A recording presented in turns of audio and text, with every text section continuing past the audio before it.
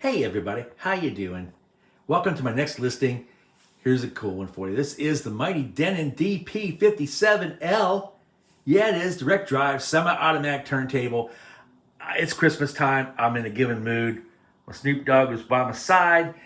I'm going to include an S-arm and a Shure cartridge with this thing. Hang on, grab a drink, grab a sandwich, grab a stranger. Let's take a look at the features and functions of this really cool machine. So there's the Pookie dog. He's not eating. It's supposed to start heavy rains here pretty soon.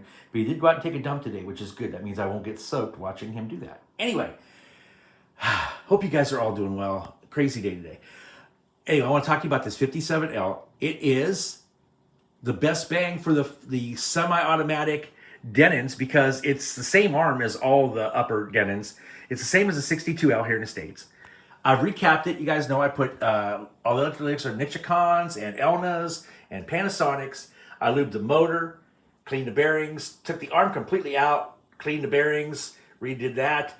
The VTA tube, the anti-skid and Q-damping controls have been cleaned out. All the front panel switches have been cleaned. I replaced the CDS photo sensors that determine where it lifts at the end. I've set the motor waveforms with an oscilloscope and set the variable resistors for the arm functions with a voltmeter.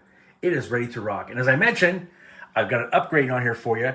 That is a S-arm. And wait for it, it's even more of an upgrade for you.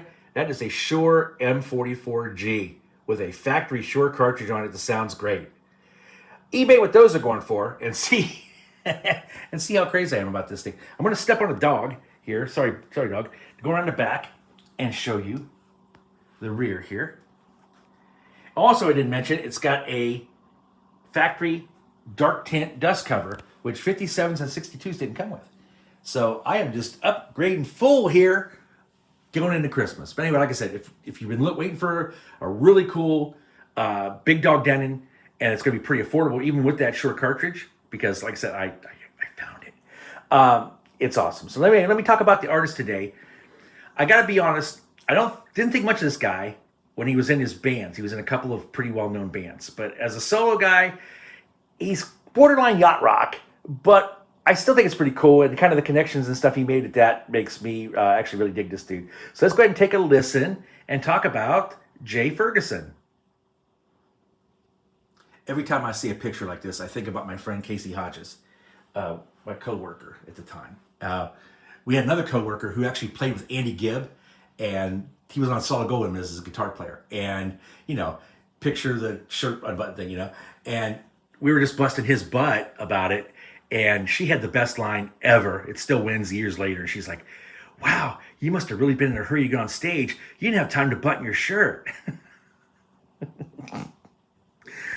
Anyway, Jay Ferguson, welcome to the 1947 Club. He is also born in 1947. You guys, I don't look up when people are born and do them that way, but the last 3 or 4 people have all been born in 47.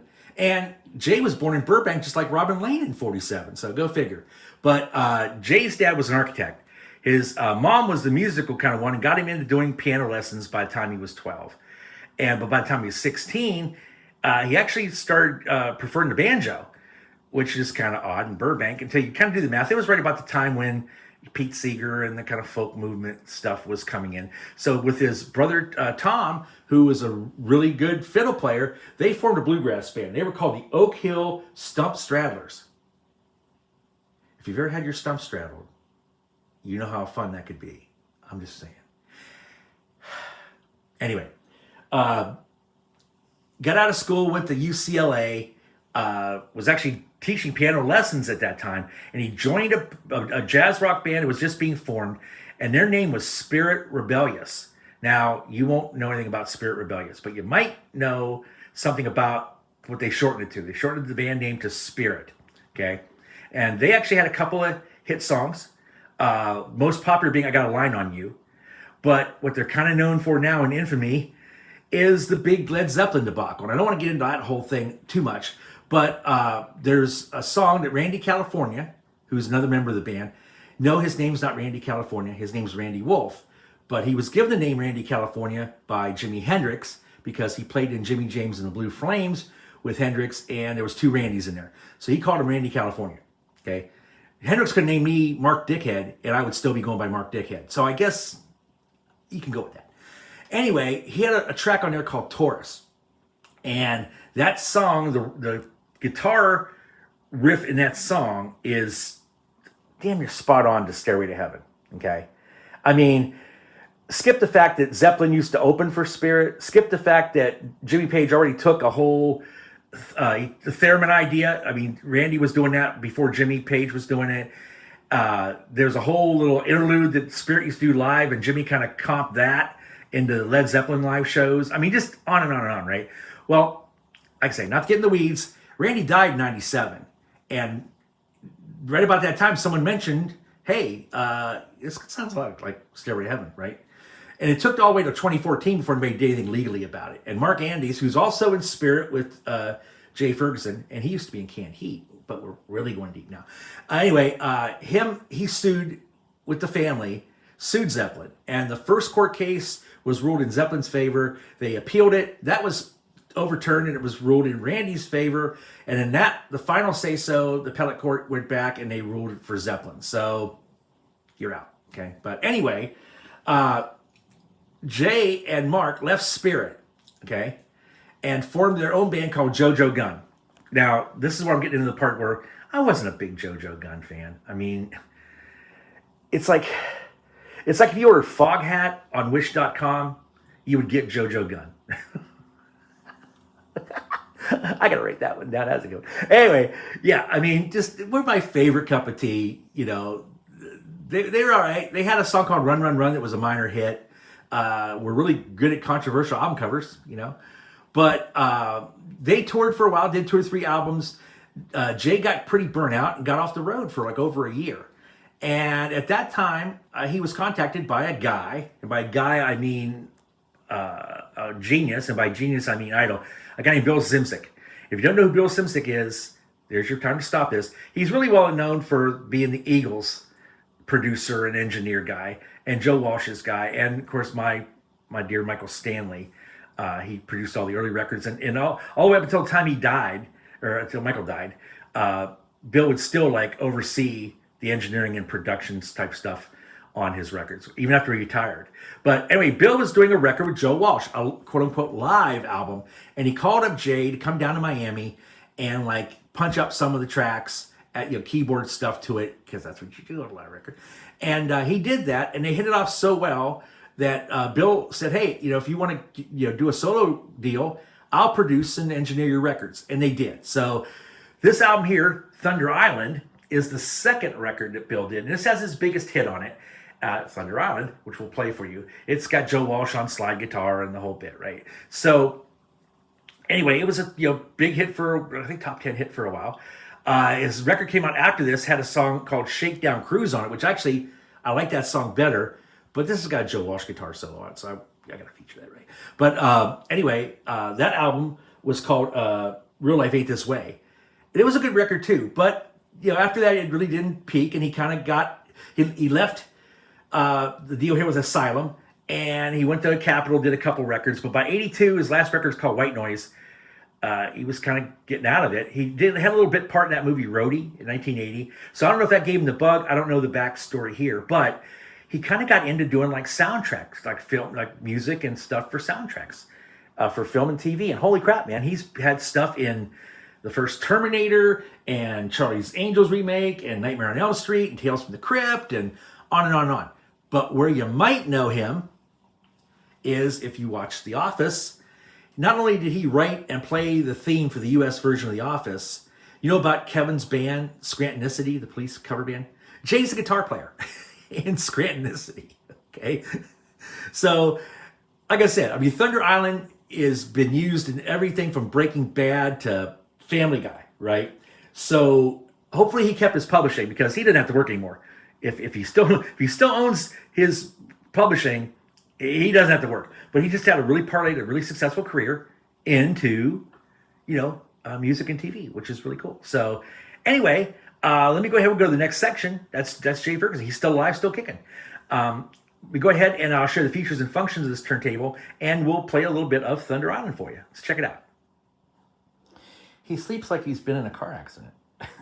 They kind of think he might have been, or he was a bait dog too. He's just had such a rough life. He's not eaten either. He hasn't ate anything since yesterday, other than little bits. You know, I give him a pill in a pocket, but he'll be all right. He's doing fine. Let me get to this turntable. As I mentioned, man, a 57L, really best value in the big dog Denons because it's the same as a 62, same arm internals as a 59 and a 72 and a 67. These things just freaking rock. The controls are pretty straightforward. They call these saucer turntables or UFO turntables, right? So, because of that saucer kind of deal. You got a power button right here, turns it on.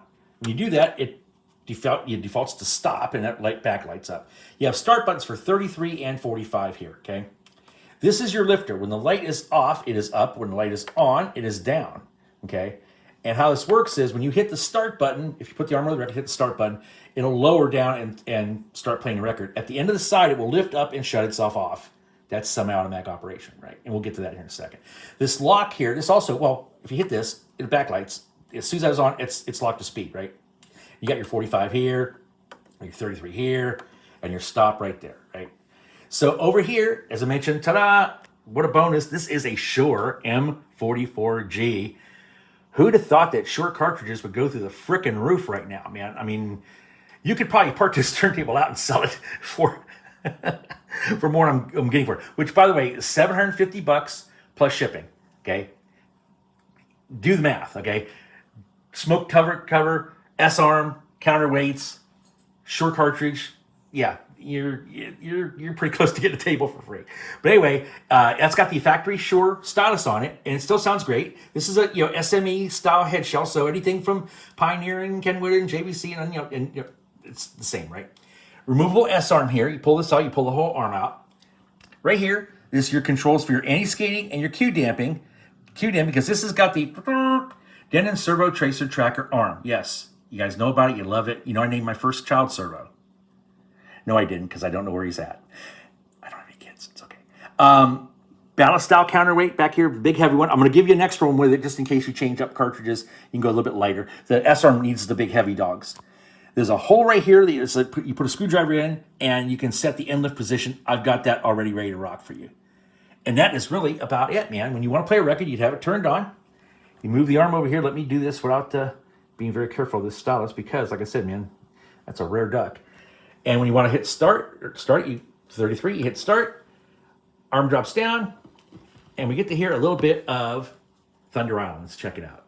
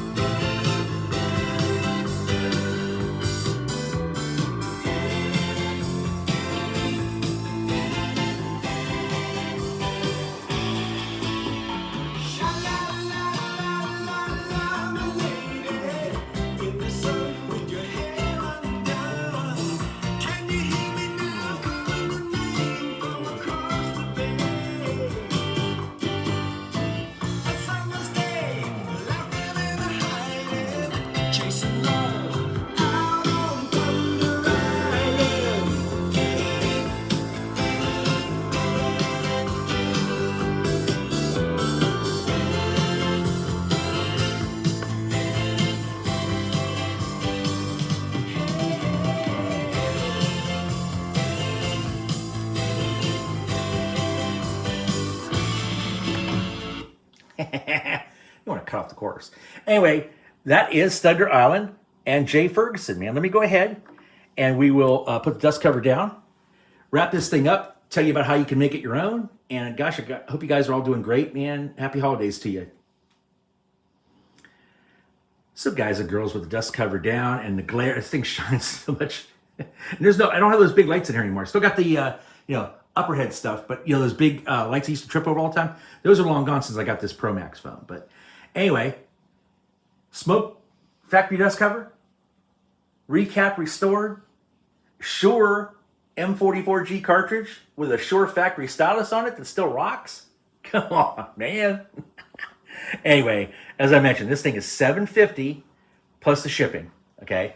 And, I ship FedEx. Just ask anybody who, I ship a turntable to. But as far as payment goes, I like to be paid quickly. And I like to be paid with Zelle or PayPal, friends and family only. As you guys know, if you don't know, you got a sad thing happening to you in January because they kind of kept that on the down low. I've been trying to tell people anything over $600, you're going to get 1099. So I hope you didn't sell your lawn furniture on eBay this year. Well, with that being said, man, minty nice, Sure cartridge, recap restored. I'm trying to get them out as fast as I can for the holidays. I don't know what is next. God, I wish I did. It might be another Pioneer. It might be another Denon. I don't know. It's just kind of all up in the air, just trying to get stuff scrambled because we're having Christmas here and I have to clear this room out and feed 15 people. So, very first world problem to have. Speaking of which, I hope you guys are doing great for the holidays. It goes without saying, rescue dog first, turntable second, please, if you can. They're just the bestest thing ever. They break your heart, but they make you love them. They're just awesome. So anyway, with that, again, happy holidays to you all. Grab this thing, take care, everybody, and stay tuned for the next one. I'm hoping to get out as soon as I can. Later.